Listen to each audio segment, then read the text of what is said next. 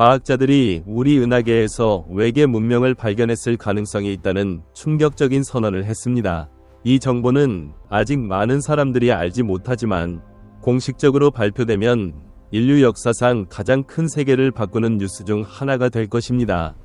나사가 후원한 프로젝트에 참여했던 과학자 사이먼 홀랜드 교수는 언론에 신뢰할 수 있는 내부 소식통으로부터 정보를 받았다고 밝혔습니다. 이 정보는 브레이크스루 리슨 프로젝트와 관련이 있는데, 이 프로젝트는 마크 제커브와 줄리우스 밀러 억만장자가 후원하며 지구 외 행성의 문명 증거를 찾기 위해 시작되었습니다. 홀랜드 교수는 이 프로젝트의 천문학자 그룹이 우리 은하계에서 인간이 아닌 외계 지능의 신호를 발견했다고 말했습니다. 이 발견은 호주의 파크스 망원경으로 관측된 비자연적 기술 신호에 기반합니다. 홀랜드 교수에 따르면 이 신호는 알려진 자연현상과 완전히 다른 명확한 기술 신호로 전자기 복사의 좁은 스펙트럼을 가지고 있으며 우주에서 망원경이 자주 포착하는 잡음과는 다릅니다. 이 신호는 단일 출처에서 나오며 단순한 잡음이 아닙니다. 브레이크스루 리슨 프로젝트는 이 분야에서 유일한 팀이 아닙니다. 홀랜드 교수는 중국 천문학자들이 500m급 거대 망원경인 패스트 프로그램을 통해 목표 물체의 좌표를 알고 있으며 그들의 발견을 발표하기 위해 옥스퍼드 팀과 경쟁 중이라고 경고했습니다. 그는 중국 팀이 곧 옥스퍼드 팀을 앞지를 수 있다고 생각합니다. 과학자들이 포착한 이 외계 신호는 BL-C1이라는 이름으로 불립니다. 홀랜드 교수는 BL-C1에 대한 가장 중요한 세부사항을 공개했습니다. 그것은 2019년 4월에 파크스 망원경이 982MHz 주파수에서 BL-C1로부터 무선 신호를 포착한 것입니다. 이 신호는 지구에서 불과 4.2 광년 떨어진 별 프록시마 센타우리 주변 지역에서 나타났습니다. BL-C1 신호에 주목할 만한 점은 단일 출처에서 나오는 982MHz의 좁은 주파수 대역과 도플러 이동을 보인다는 것입니다. 이는 행성이 회전하고 있음을 나타냅니다. 홀랜드 교수는 이 신호가 인간의 간섭일 가능성이 낮다고 믿습니다. 왜냐하면 그 특징이 지구상 알려진 자연현상과 맞지 않기 때문입니다. 그는 이전에 1977년 와우 신호와 같은 미스터리한 신호를 만났지만 확실히 확인되지 않았다고 강조하면서 이번에는 진짜일 가능성이 크다고 믿습니다. 그러나 연구팀은 공식 발표 전에 추가 증거를 검증하기 위해 매우 신중합니다. 홀랜드 교수는 이 발표가 곧 나올 수 있기를 희망하며 지구 외 문명의 존재 발견은 과학과 인류에게 큰 전환점이 될 것이며 우주 탐험과 다른 문명과의 소통 기회를 열어줄 것이라고 말했습니다.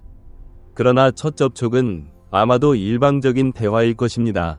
지구의 탐지기가 먼 행성에서 온 메시지를 받을 뿐 그들과 대화를 시작할 수 없기 때문입니다.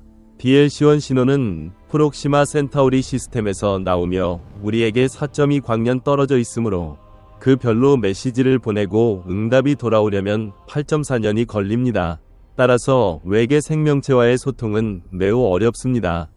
만약 외계인이 지구에 온다면 그때 우리는 어떻게 그들과 대화할 수 있을까요? 그들은 어떤 언어를 사용할까요? 영화 어라이벌에서 외계인이 거대한 우주선을 여러 대로 위협적으로 하늘을 날며 여러 국가를 위협합니다. 지구 사람들이 우주선 안으로 들어가면 거기에는 문어처럼 생긴 거대한 생물체들이 있습니다. 그들과 상호작용하려고 노력하지만 그들은 화면에 이상한 글자를 써서 소통합니다. 언어학자들이 그 글자를 풀려고 애쓰지만 위기가 발생합니다. 외계인이 쓴 한 글자가 도구와 무기라는 두 가지 의미로 번역될 수 있기 때문입니다. 이 모호함 앞에서 핵무기들이 최고 경계 상태에 놓입니다. 행성 간 전쟁이 터질 뻔합니다. 모든 것이 언어의 오해 때문입니다. 실제로 지구에 우주선을 보낼 만큼 진보한 생명체는 우리 TV와 라디오 신호를 이미 감시하고 지구 언어를 해독했을 가능성이 큽니다. 그래서 지구 언어학자들에게 의존할 필요가 없을 것입니다. 그러나 우리보다 수천 년 앞선 생명체와 행성 간 전쟁을 일으키는 것은 현명하지 않습니다. 만약 외계인이 우리와 완전히 다른 언어 체계를 가지고 있다면 어떻게 될까요? 그들이 개같은 지능종에서 진화했다면 언어는 시각 이미지가 아닌 냄새에 기반할 수 있습니다. 새에서 진화했다면 복잡한 노래로 소통할 수 있습니다. 박쥐나 돌고래에서 진화했다면 초음파 신호를 사용할 수 있습니다. 곤충에서 진화했다면 페로몬으로 서로 신호를 보낼 수 있습니다. 동물의 뇌를 분석하면 인간과 매우 다릅니다. 인간 뇌의 큰 부분이 시각과 언어에 쓰이지만 동물 뇌는 후각과 청각에 더 많이 쓰입니다.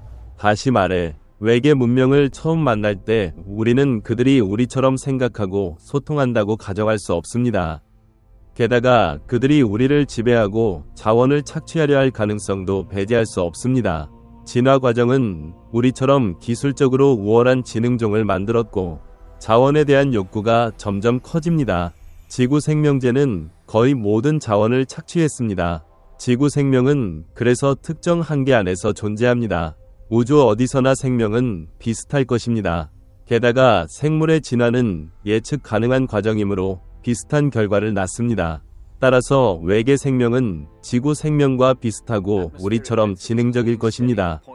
그들은 외계인처럼 보일 수 있지만 차이는 외부 피부뿐입니다. 모리스 박사는 인간이 외계 생물을 경계해야 한다고 말합니다. 왜냐하면 그들도 자원 부족에 시달릴 수 있고 지구를 침략할 수 있기 때문입니다. 외계인이 지구를 방문해 식민지화하는 시나리오는 매우 우려스럽습니다. 그러나 우주는 놀라울 정도로 넓습니다. 최소 1000억 개의 은하를 포함할 수 있습니다. 우리 태양계는 우주 전체에 비해 젊습니다.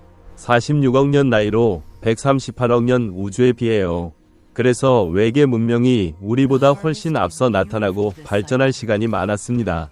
그러나 외계인이 아직 우리와 연락하지 않은 것은 그들의 생명이 아직 원시적일 수 있다는 신호입니다. 인류의 외계 생명 이해는 주로 지구 생명에 기반합니다. 지구 생명의 다양성과 적응력은 우주에 지구와 다른 생물이 있지만 생명 특징은 비슷할 수 있다고 믿게 합니다. 과학자들은 화석 기록, 생태계, 유전 신호를 연구해 이 아이디어를 뒷받침하려 합니다. 예를 들어 화성 표면의 암석과 토양에서 발견된 비생물 화석은 화성에 생명이 존재했다고 믿게 합니다. 외계 생명은 지구처럼 탄소 기반 유기 화합물을 포함할 수 있고 DNA나 RNA 같은 물질로 정보를 전달할 수 있습니다. 외계 생명은 지구 생명처럼 물과 적당한 온도를 필요로 할 수 있습니다. 산소 호흡과 음식 섭취로 대사를 할 수 있습니다. 그러나 외계 환경과 지구 환경 차이로 그들은 우리가 상상할 수 없는 적응 능력을 가질 수 있습니다. 게다가 인간은 외계 생명이 지구 생명과 다른 형태로 존재할 수 있다고 추측합니다. 과학자들은 실리콘 기반 생명이나 아미노 기반 생명 같은 이상한 가설을 제시합니다. 이 가설들은 외계 생명이 지구와 다른 화학 원소로 구성되고 다른 방식으로 대사하고 번식할 수 있다고 합니다. 인간은 외계 생명에 대한 다양한 추측을 하지만 직접 증거가 부족합니다. 현재 지구 기술로는 먼 외계 생물을 직접 관찰할 수 없습니다. 외계 생명의 존재 방식 이해는 여전히 상상력의 영역입니다. 최근 몇 년간 과학기술 발전과 우주 탐험으로 외계 생명 주제는 많은 관심을 받습니다. 과학자들이 지구 외 생명을 찾는 노력에서 일부 결과를 얻었지만 일부 사람들은 외계 생명이 인간 인식 밖의 공간 차원에 존재할 수 있다고 믿습니다. 이 관점이 맞는지요? 현대 물리학 발전으로 우주는 여러 차원을 가질 수 있다는 것을 알았습니다. 실제로 촉근 이론은 우주에 11개 이상의 차원이 있을 수 있다고 제안합니다. 만약 외계 생물이 우리 인식 밖의 공간에 존재한다면 인간 도구와 감각으로 그들을 발견하기 어렵습니다. 보통 인간은 시각, 청각, 후각, 촉각, 미각 5감각으로 세상을 인식합니다. 그러나 과학은 인간 감각이 한계가 아님을 증명했습니다. 예를 들어 박쥐는 초음파로 주변 환경을 감지합니다. 개는 후각으로 숨겨진 물건을 찾거나 특정 냄새를 추적합니다. 외계 생물이 우리 인식 밖 공간에 존재한다면 우리는 상상할 수 없는 감각 능력을 가질 수 있고 다른 채널로 소통할 수 있습니다. 최근 양자 물리학 연구는 우주에 우리가 이해하거나 감지할 수 없는 현상이 많음을 보여줍니다. 양자 얽힘과 암흑 에너지 같은 개념은 놀랍고 복잡한 우주를 나타냅니다. 외계 생물이 우리가 인식할 수 없는 공간에 존재한다면 우리는 아직 발견하지 않은 물리 법칙을 그들이 마스터했을 수 있습니다. 이 공간에서 존재하고 발전할 수 있게 합니다. 인식 불가능한 차원 공간에 외계 생물이 존재할 가능성은 있지만 우리는 큰 어려움을 직면합니다. 이 차원 공간이 존재하는지 그 본질이 무엇인지 확실히 알 방법이 없습니다. 현재 과학기술로는 이 차원을 직접 관찰할 수 없어 외계 생명이 거기 있는지 확인하기 어렵습니다. 외계 생물이 우리 인식 밖 공간에 존재하더라도 그들과 소통하고 상호작용하기 매우 어렵습니다. 왜냐하면 우리는 그들을 직접 인식할 수 없고 다차원 소통을 할 방법이 없기 때문입니다. 외계 생명이 인간 인식 밖 차원 공간에 존재할 수 있는지는 생각을 자극하는 질문입니다. 현재 과학은 명확한 답을 주지 못하지만 이 가능성을 배제할 수 없습니다.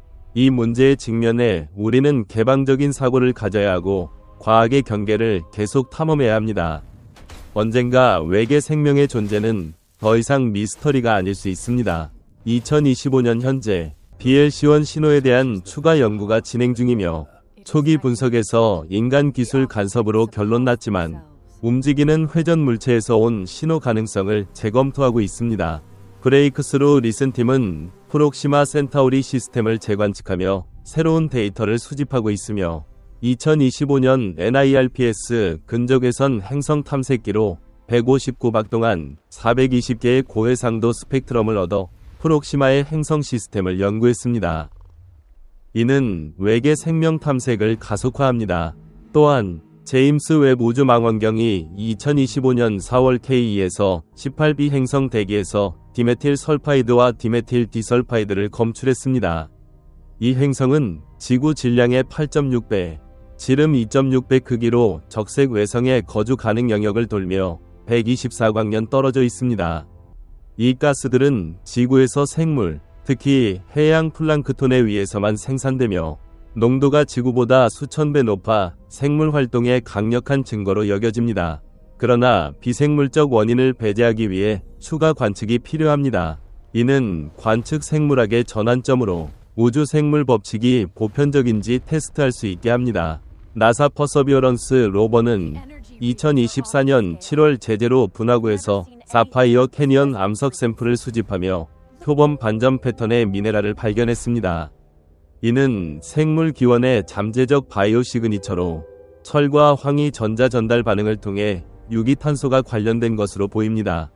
이는 화성의 거주 가능성을 늦은 시기로 확장하며 미래 인간 임무를 위한 중요한 데이터입니다. 이러한 2025년 발견들은 외계 문명 탐색을 더 흥미롭게 하며 인류가 우주에서 홀로가 아닌 가능성을 보여줍니다. SETI 연구소는 지구 신호가 프록시마 센타우리까지 5.7광년 도달할 수 있음을 시뮬레이션하며 미래 탐지 가능성을 강조합니다. JWST는 프록시마 B 근처 새로운 행성 후보를 밝히며 가장 가까운 지구형 외계 행성 탐사를 위한 후보로 제시합니다. 이 모든 발전은 외계 생명에 대한 우리의 이해를 깊게 하고 언젠가 실제 접촉을 꿈꾸게 합니다.